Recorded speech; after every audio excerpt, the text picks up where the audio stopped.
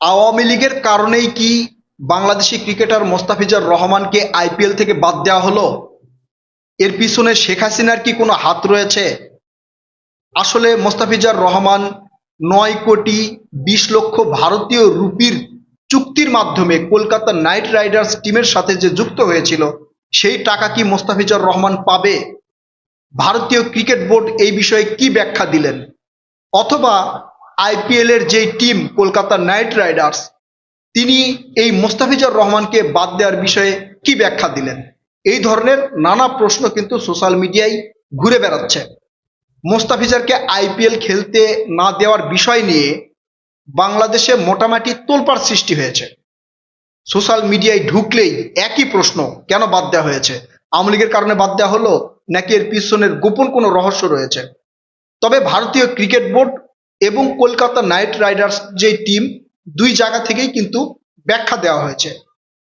কি সেই ব্যাখ্যা? এই ব্যাখ্যায় বাংলাদেশ কি সন্তুষ্ট হয়েছে? প্রথমেই বলি, সেই ব্যাখ্যায় বাংলাদেশ সন্তুষ্ট হয় নাই।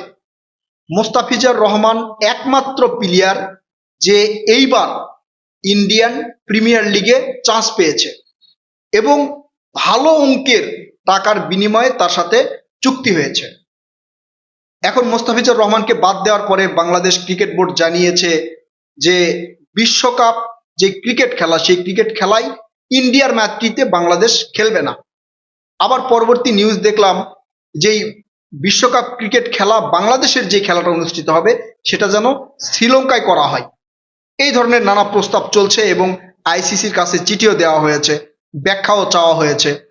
কিন্তু এই যে আইপিএল যে পরিচালনা করে ভারতীয় ক্রিকেট বোর্ড, এই আইপিএল এর যতগুলো টিম বা দল অংশগ্রহণ করে, সবাই কিন্তু ভারতীয় ক্রিকেট বোর্ডের নির্দেশনা মানতে বাধ্য।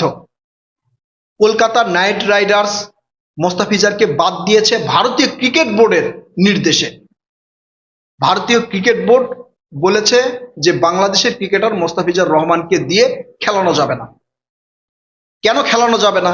এই ব্যাখ্যায় ভারতীয় ক্রিকেট বোর্ড বলেছে যে বাংলাদেশের সার্বিক পরিস্থিতি, সংখ্যালঘুদের উপর নির্যাতন এবং ইন্ডিয়া বিরোধী বেশ কিছু কার্যক্রমের কারণে ইন্ডিয়ায় মোটামুটি একটা ঝামেলার সৃষ্টি হয়েছে, বা ইন্ডিয়ার বেশ কিছু লোকজন ফুঁসে উঠেছে। মোস্তাফিজুর রহমানকে কলকাতা নাইট রাইডার্স যখন চুক্তিতে তাদের টিমে খেলার যে ব্যবস্থা করেছে, এতে ভারতীয় বেশ কিছু সমর্থক এর বিরোধিতা করেছে এবং মোস্তাফিজুর যে আইপিএল এ খেলতে যাবে, সেখানে তার নিরাপত্তা ঝুঁকি রয়েছে। এই জন্য ভারতীয় ক্রিকেট বোর্ড কলকাতা নাইট রাইডার্সকে নির্দেশ দিয়েছে যাতে এই বাংলাদেশি ক্রিকেটার মোস্তাফিজুর রহমানকে দিয়ে না খেলানো হয়। এই জন্য কলকাতা নাইট রাইডার্স মোস্তাফিজুরকে আইপিএল থেকে বাদ দিয়েছে। ভারতের অন্যান্য টিম চাইলেও কিন্তু মোস্তাফিজুরকে দিয়ে খেলাতে পারবে না, কারণ ভারতীয় ক্রিকেট বোর্ড যে সিদ্ধান্ত দিবে সেটাই এক নম্বর সিদ্ধান্ত। এরপরে কলকাতা নাইট রাইডার্স একটা বিবৃতি দিয়েছেন, সেখানে তারা বলেছেন যে ভারতীয় ক্রিকেট বোর্ডের নির্দেশে মোস্তাফিজুর রহমানকে আমরা সাথে নিয়ে খেলতে পারছি না, অথবা আইপিএল এ মোস্তাফিজুর রহমানকে খেলতে দিতে পারতেছি না। এটা ভারতীয় ক্রিকেট বোর্ডের নির্দেশ। আপনারা জানেন যে যে ক্রিকেট বিশ্বকাপটা খেলা হয়, এর পিছনে ভারত বিশাল অর্থ ব্যয় করেন। বলা যেতে পারে 70% মানে যেই খরচ হয় সেটা ভারত বহন করে। এই জন্য এই ক্রিকেট খেলা নিয়ে ভারতের সাথে মানে লাফালাফি করে বা লাগালাগি করে খুব একটা ফলাফল পাওয়া যাবে না। ভারত যেটা বলবে সেটাই হয়। এখন কলকাতা নাইট রাইডার্স যেই 9,20,00,000 রুপির বিনিময়ে মোস্তাফিজুরের সাথে যে চুক্তি করেছিল, এই টাকা কি আসলে মোস্তাফিজুর পাবে? কলকাতা নাইট রাইডার্স এই টাকা দিতে কি বাধ্য? না, বাধ্য নয়। কারণ কোনো প্লেয়ারের সাথে যে চুক্তি করা হয়, এই চুক্তি যদি ওই টিম ভঙ্গ করে, কলকাতা নাইট রাইডার্স যদি ব্যক্তিগতভাবে বা টিমের স্বার্থে মোস্তাফিজুরকে বাদ দিত, তাহলে এই টাকা দিতে বাধ্য ছিল। ভারতীয় ক্রিকেট বোর্ড যারা আইপিএল পরিচালনা করে, তারা নির্দেশ দিয়ে এই মোস্তাফিজুরকে কলকাতা নাইট রাইডার্স থেকে বাদ দিয়েছে। এই কারণে এই টাকা মোস্তাফিজুর রহমান পাবে না, বা কলকাতা নাইট রাইডার্স এই টাকা দিতে বাধ্যও নয়। এখন এটা মোটামুটি বোঝা যাচ্ছে যে টাকাও পাবে না এবং মোস্তাফিজারও আইপিএল খেলতে পারবে না। এর পিছনে কি আওয়ামী লীগের কোনো হাত রয়েছে? একবারে উড়িয়ে দেওয়া যাবে না, থাকতেই পারে। আওয়ামী লীগের হাত কিভাবে থাকতে পারে? ওখানে যারা আওয়ামী লীগের নেতারা রয়েছে বা শেখ হাসিনা রয়েছে, হয়তো ভারতীয় ক্রিকেট বোর্ডের সাথে তারা একটা নেগোসিয়েশন করে কিছু টাকা পয়সা দিয়ে হয়তো এই মোস্তাফিজুর রহমানকে আইপিএল থেকে বাদ দেওয়ার ব্যবস্থা করতে পারে। তবে এটার সম্ভাবনা খুবই কম, খুবই কম মানে নেই বললেই চলে। আবার একদম উড়িয়ে দেওয়া যাবে না। যদি মনে করেন এইটা আওয়ামী লীগের পক্ষে সম্ভব হয়, তাহলে আওয়ামী লীগের পক্ষে কি অনেক কিছু করা সম্ভব নয়? আওয়ামী লীগের এত ক্ষমতা, আসলে শেখ হাসিনাকে ভারত আশ্রয় দিয়েছে নাকি ভারতকে শেখ হাসিনা আশ্রয় দিয়েছে? মানে আমরা যদি ধরে নেই এই মোস্তাফিজার রহমান খেলতে না পারার পিছনে আওয়ামী লীগের কোনো হাত রয়েছে, তাহলে এটাও আমাদের ধরে নিতে হবে যে ভারতে আওয়ামী লীগের ক্ষমতা অনেক বেশি। আওয়ামী লীগ চাইলে অনেক কিছু করতে পারে। আওয়ামী লীগ চাইলে ভারতের সাথে বাংলাদেশের যুদ্ধ ঘটিয়ে দিতে পারে।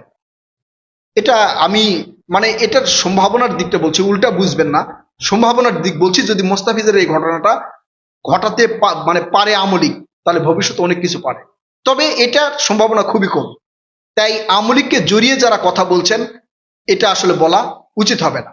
আমাদের একজন উপদেষ্টা কিন্তু বলেছেন যে মোস্তাফিজুর রহমানকে আইপিএল খেলতে না দেওয়ার পিছনে রাজনৈতিক মানে যেই কারণ উল্লেখ করা হচ্ছে, এটা না করার জন্য তিনি অনুরোধ করেছেন। মানে এটাকে রাজনীতির সাথে জড়িয়ে ফেলা উচিত নয়। এটা ভারতের ক্রিকেট বোর্ড কেন মোস্তাফিজুরকে খেলতে দিবে না?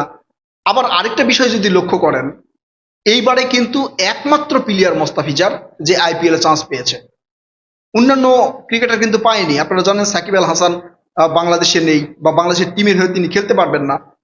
এই কারণে সাকিব আল হাসান তো নেই, হয়তো সাকিব আল হাসান থাকলে তাকেও নিত, মোস্তাফিজারকে যেভাবে নিয়েছে।